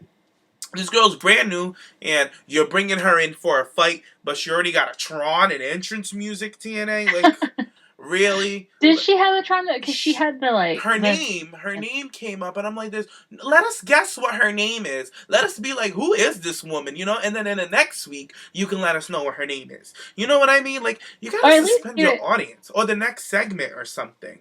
Yeah, for NXT has that down pat, because for instance, I just watched Eric Young debuting kind of deal. Yeah. He walks out and everyone's like, holy shit, it's Eric Young. And then after he's out for a few minutes, then it pops up his name. That's how you debut a new person. Exactly. Not just be like, here's their name. Yeah, okay, now here's them. You gotta have that surprise factor and be like, oh, what are they gonna go by? Who, blah, blah, blah, blah, blah.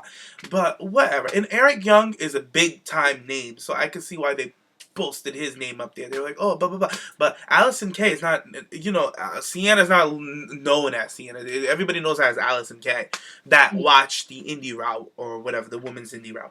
But this is her first time on, the big leagues. Whatever, take it with a grain of salt. It is TNA, but she's on television. This is her first time on national television.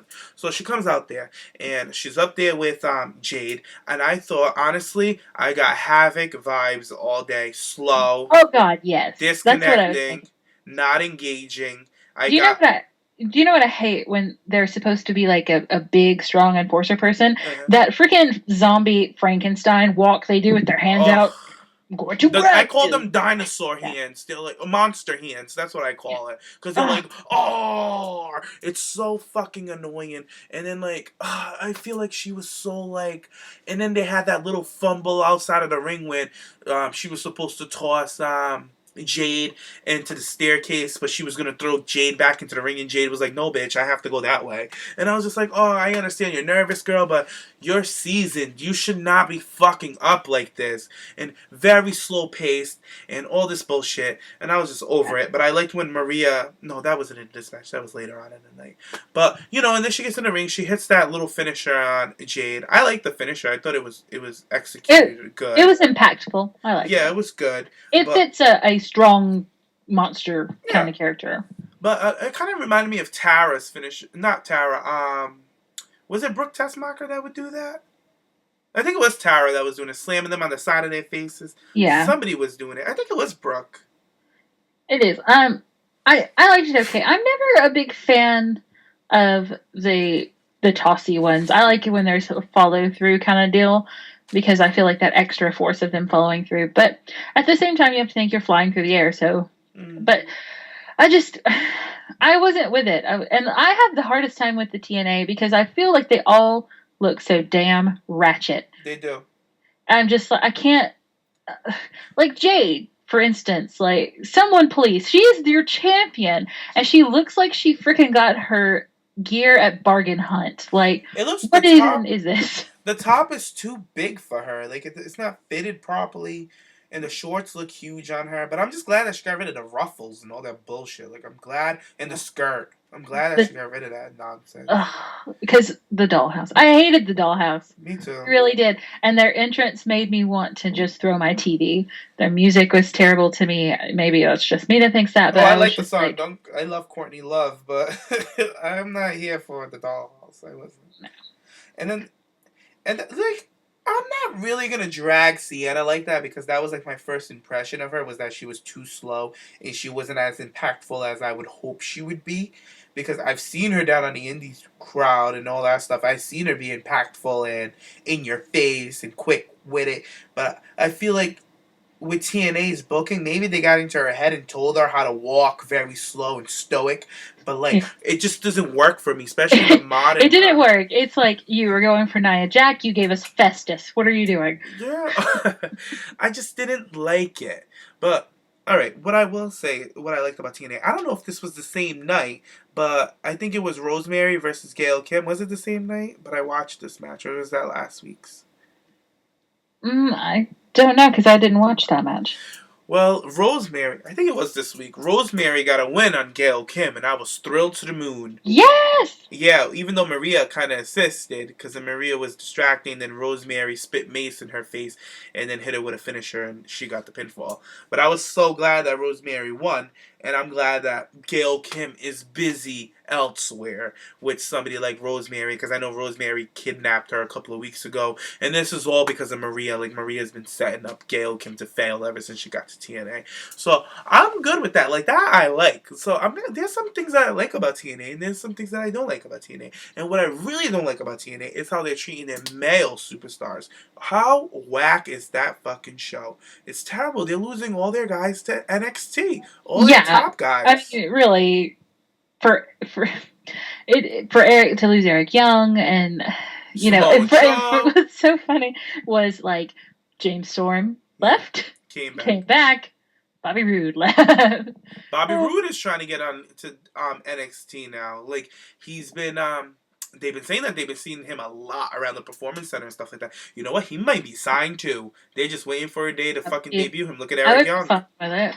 Huh? Like I would be fine with it. Just we'll get James back. Everything would be good. But, I saw recently, I don't remember which two it was, but TNA has in the past notoriously had a lot of rumors about not being able to pay their talent. And so recently I saw 2 more reports of talent that had left. And they were saying, TNA owes me like $100,000 at this point. Velvet left them. Who left them? Velvet. Yeah, that's because Bubba's probably going to try to get her in the WWE somehow. Do you see WWE biting?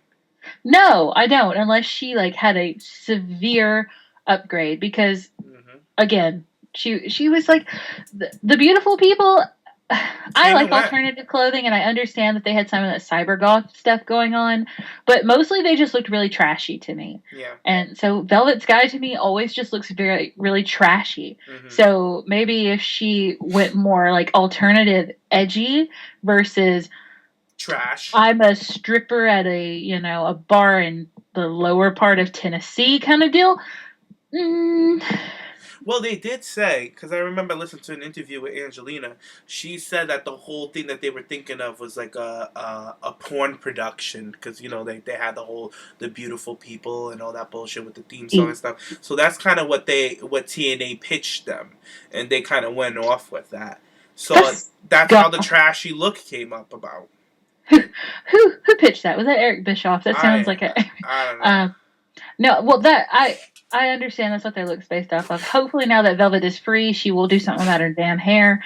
Oh, that hair gotta go. So tired. Like, girl, get a new fucking do. Like, stop it. Seriously. I was like, that's very 2005 there, you know. I know. It's so terrible. Like, WWE video games used to have her hairstyle, and they don't even have it anymore, but you still have it, girl. Like, let it go. WWE don't even have that for create a character anymore. Bitch, what are you doing? It's ridiculous. She still has it. And I'm like, girl, at least, like, do something else with it. Put, like, some long extensions with it. Like, I understand you like the highlights and the low tones. It's just blocky. It's just blocks of color. Yeah, it's just stripes. It's just a mess. And then the way that she, like, her body is fit. I think she looks great. I think she's in great shape. And she's not a bad-looking woman. She just needs to make She's just trashy. Trashy as fuck. And if you want a chance with WWE, this is how I feel. I feel like Bubba Ray told her, you gotta shed the TNA image. Oh, Bubba Ray and Diva, another one that WWE took away from TNA again. So many. The other thing is, she got to shed her whole TNA image, make us forget. Like, a lot of people like, oh, now NXT, like Gigi was throwing shade. Oh, now it's TNA, NXT's like NXT. I'm like, girl, bye. Because all NXT is going to do is shred everything that they've ever done in TNA. I don't even think of Samoa and Joe in TNA anymore. I never think of it. I think of Joe like Ring of Honor. In NXT. NXT. That's what I do. That's all I think about. I think about him in NXT. The same thing with fucking Austin Aries. All I'm thinking about is his stuff on NXT now. Eric Young, it's gonna be the bame thing with him. Bobby Roode, if he comes in, it's gonna be the same fucking thing. So I'm okay with WWE picking up TNA guys because they're talented as well. They're just with a crappy company. Exactly. I was really excited about Austin Aries, and it's been a really slow burn for him right now. I'm ready to see him have some real storyline going on. Because, he was just kind of like that little flash in the pan with Baron on Baron's way out. Well, Baron got called up, so... Woo, Baron on the main roster! At least he got that little moment where Baron Young, like, when he came to debut and Baron just came and barreled right through him. And I like that. Like, this guy can give you a good storyline. It's just what NXT's going to do with him. And right now, I feel like they're in that transitional page where they just got back to full sales, so they're getting started up again after their whole touring. Well, yeah, and they're the unique thing with TNA is that they have people and their purpose is for them to leave. So they have to wrap up all of these stories. Like, I think that we won't really see too much of a bigger build in the women's division until we wrap up what's happening at the top. And then we've got more room kind of deal. That's how it works with like NXT. It's down the chute. It's to get them to the main roster. That's the purpose of NXT. The purpose of NXT is not to stay there forever. No. So that's what I'm thinking. Like, I feel like Austin will have his little journey up kind of deal, but right now they brought in Eric Young, who is super hot and popular, who's going to have this like little thing with Joe, which I really don't think that will be who Joe loses the title to. No, he lost to Joe on NXT last night, so. Mm-hmm. But let's move on to our last topic, Lucha Underground. Did you catch Lucha yet? I did watch that. Oh my god. That main event. The same match? The main event with Sexy Star Mariposa. Oh my god, I had to pause this damn match and walk away. It gave me an anxiety attack. I was like, I can't. So listeners, listen to me. Find a way to watch this match. It's a I Quit match called No Mas match, meaning no more. And this match was flawless. Let me give them a quick little backstory with why this match occurred. Mariposa is this crazy ass bitch whose brother is a creep job who kidnapped Sexy Star out of the Lucha Underground temple. Kidnapped her, took her off site, they tortured her, they abused her, and I think they kind of like danced around that he raped her, but they haven't really said it on TV, but that's kind of the vibes that I'm getting, the way that he's so sexual towards her. So I'm just, me being a creep, not a creep like that, just being a crazy, like I'm into horror and crime and all that stories. Like, I'm all into the horror and crime stories. I love it. I live for it. So I'm just thinking in my head, I'm like, oh, they probably I know they abused her and they beat her, but I'm like, he probably raped her too because he's such a creep job. You see how he is to Melissa. So anyways, so Sexy Star is like petrified from them. She finally escaped from them. She got back to the temple for help. And then they showed up again. So there's been all this tension. Mariposa has been stalking her, this, that, and the third, and to the point where Sexy Star has had no mas, no more. She don't want it anymore. So they decided to give them an I Quit match so they can settle their differences in the ring or whatever it is. So they get into the ring, and this match was brutal. Two women beating the bloody dog shit out of each other. We had one point in the match where they were hanging. They had Mariposa had Sexy Star hanging from the rafters on the top. That's where I was like, I can't. I thought she was gonna fall. So scared for her right now. I had to walk away and pause it for a minute and calm down and went, okay, now I'll continue. I mean, you were so invested in that match from the beginning because it's got a great storyline, but they did so well with the actual execution of the match. Yes. And then even the commentary was on fucking hyping it for days. And to the point where Max Straker, when she had Sexy Star hanging from the rafters, and Sexy Star was busted open, bleeding, blood everywhere. Oh yeah, that raining blood. Yeah, I was like, oh my god, I love it. They were just talking about, oh, it's literally raining blood in the temple, and then you see Sexy Star dangling from the rafters with blood running down her face, and I was just like, yo, this is gritty as fuck. So amazing. So we get to a spot in the ring where Mariposa has Sexy Star in a submission hold. So the referee comes up and he puts the mic to Sexy Star's face, which you can find on our Twitter account because we posted up a little clip of this match. And he asks her if she quits. And Sexy Star gets on the mic and she says, fuck you! Fuck you, Mariposa! Fuck you! And then which was so awesome to hear in a wrestling match. I was like, yes! What?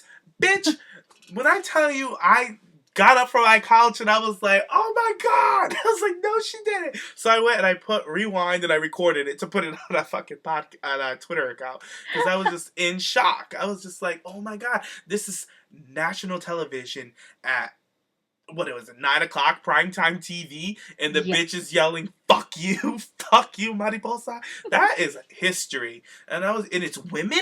Are you kidding me? And they were calling each other bitches and fuck you. And there was blood. It was hard hitting. There was low blows. And the blood wasn't like, no one like swooped in and tried to clean the blood off her face. Like Mariposa was like rubbing her hand in it, rubbing her head on stuff, just making it worse. It's not like WWE when all of a sudden the ref is there with the gloves being like, hold on, Mr. Cena, we'll fix your nose. It was just like, let him go. Then again, with Lucha, it is a controlled environment. I will give them that. It's a TV show, guys. It's heavily edited. It's a TV show. Oh. But the story behind everything is just fabulous. Like, this match wouldn't have been as impactful if it wasn't for that backstory with the whole kidnapping and the abuse and the torturing. Yeah. And the commentators, like, they did a really good job commentating and trying to give you insight into what may be going on in Sexy Star's head. Right. Like, they even make the comment of, oh, she's still scared, or this isn't the same Sexy Star. And then when the switch happens, they're like, oh, it looks like they said something about she's had her enough. eyes. Yeah. It was crazy. I suggest any wrestling you don't even gotta be a women's wrestling fan. Any wrestling fan, watch this match. The story is there. It was so great. These women really, really put their heart out there.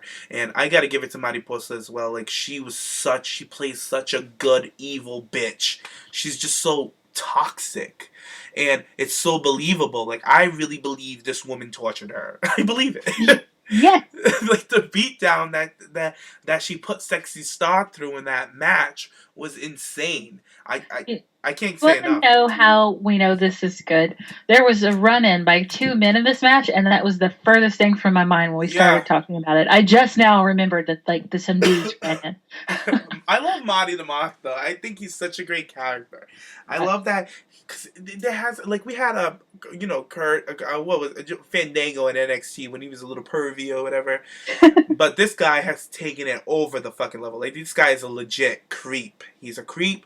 He collects moths. He's dirty as hell, and I really feel like he may have a sexually assaulted sexy star. That's what they kind of like trickle around. And that's the kind of sense I'd be picking up. But overall, flawless match. Amazing. Shout out to Katrina with her backstage segments on last night's episode. I really think she has a thing for Phoenix. I think something's going on. I think that's her boo. And I think she's turned on by him, how he's like so hell-bent to do whatever the fuck he wants and he really don't care what she has to say. How do you feel about her little storyline with him going on? I'm not up to date on that. I'll tell the listeners of it. I just feel like something's going on with her, and I think we're gonna find out what it is. I think that she has a thing for him, but we'll fucking see. I just love Lucha Underground. It's one of my favorite wrestling promotions. It's really fun. I like that it's different.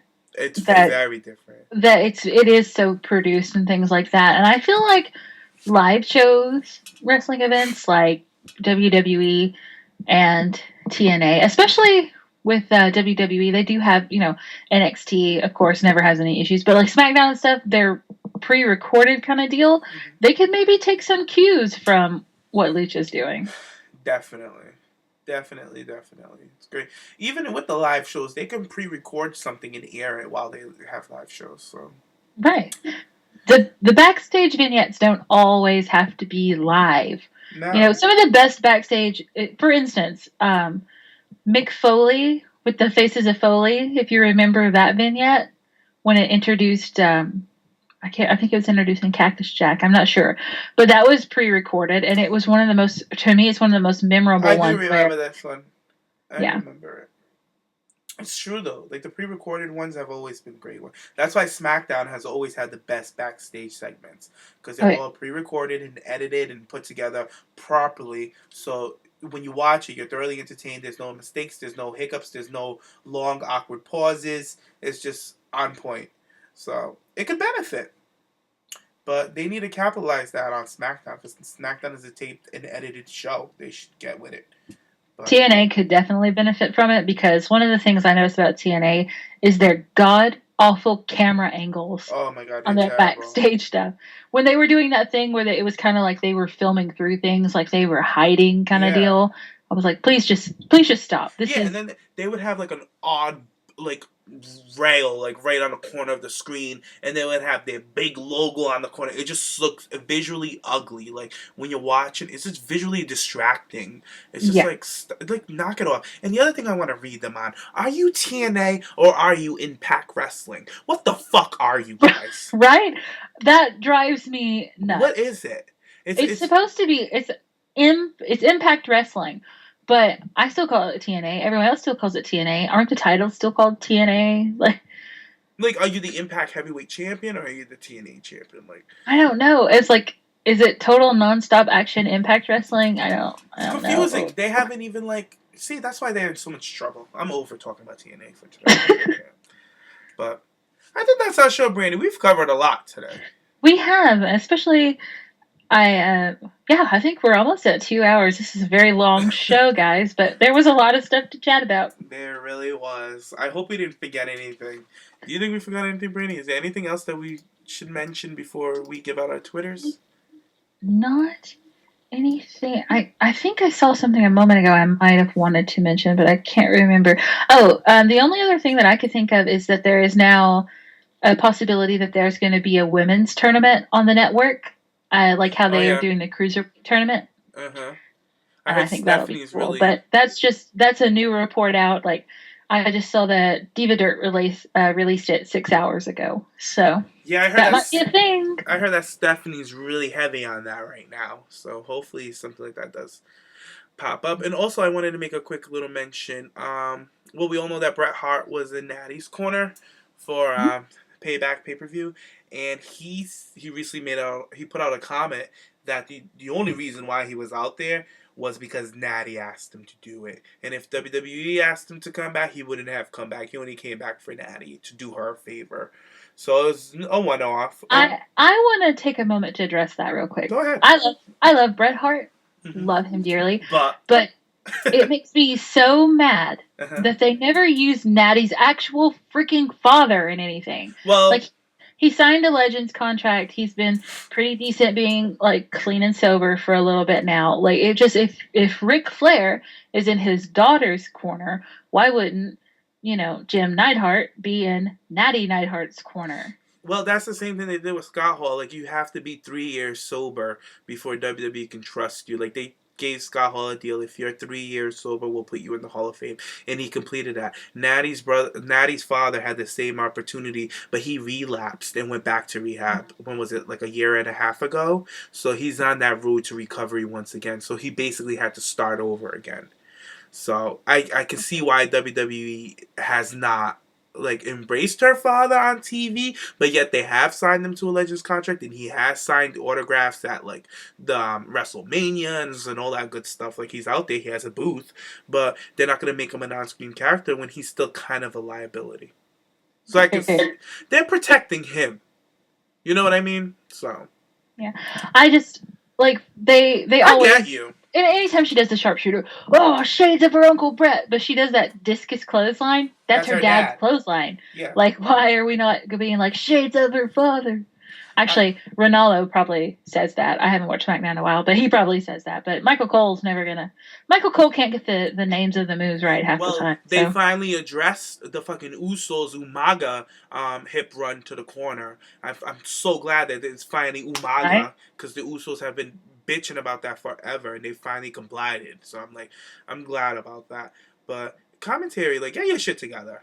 Just get it all the way together. But Marlowe's been doing a damn good job. So he honestly, the match that at Payback between Ryback and Kalisto, it was a very good match.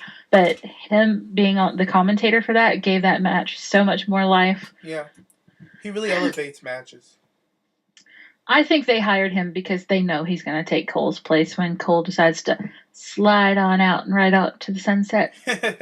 Definitely, and they're just getting us accustomed to him because the guy is capable. He's called UFC boxing matches. He's done countless wrestling promotions. Yeah. So he's done Japan. He's called and he live tweets every event. Unless he's there calling it, he live tweet. And even when he is there calling it, when he's done with his part, he still live tweets. He's, out of all of their announcers and backstage panel, he is definitely, except for maybe Corey Graves, the most social media savvy. Yeah, and he's very engaging with his fans on Twitter, so it's good for him. Good for him. But Brandy, let's give out our Twitters, girl. Where can the listeners follow you at? You can follow me on Twitter at Miss WrestleBlog, and that's currently the only social media I'm doing with anything wrestling related. So sounds good. And you can follow me at JimmyVibes_ on Twitter. So thanks, guys. And the Pipe Bomb podcast. Oh yeah. Yeah. And you can follow us at _real Pipe Bomb, right? Yeah, real Pipe Bomb. I don't even know. I was like, I think that's it. Yeah, it is. It's _ real Pipe Bomb. And also be on the lookout for our TNA Top 5 that will be out later this week. And also check out the Lucha Underground one if you haven't checked that one out yet. We got a great response on that one, so please check them out and like and subscribe to our channel if you haven't already, and comment down in the comment box if you guys want to read us or try us. You can try. Yeah, you'll definitely be trying it on James, but I've not seen much success in going up against him. Somebody, I noticed on the last one, someone tried to come after Gigi, and she was just like, nope. Oh, Gigi. I always tell the listeners, I'm like, I don't understand why you guys go so hard for Gigi when this bitch is just exactly what I just said. A bitch. Bye, guys. Bye. See ya.